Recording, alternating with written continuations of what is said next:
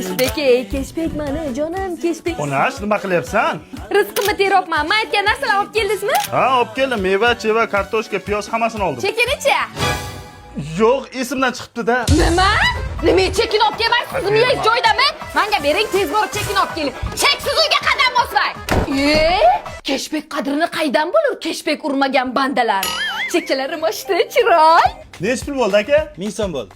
Mana aka. Rahmat, sog' bo'ling. Qanaqa rahmat, qanaqa suv bering, chekni bering. Chekni nima qilasan? Keşbek yig'aman. 1000 so'm, 1000 so'm. Ay desa 1000 so'm o'z yig'ilib daryo bo'lur. Rahmat aka. O'zizcha 1000 so'mni pisand qilmaysiz, ana 10 so'm tushdi.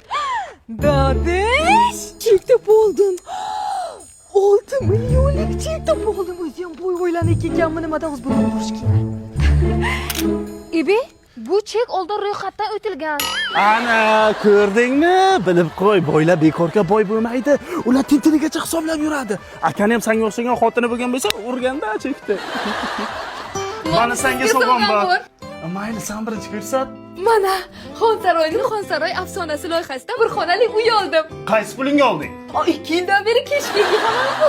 Hozirgi kunda Xonsaroy afsonasi loyihasidan bir xonali uy olsangiz, boshlang'ich to'lovni 3 ga bo'lib to'lasangiz bo'lar ekan. Endi siz ko'rsating. Men senga sovg'ani udarini olganman.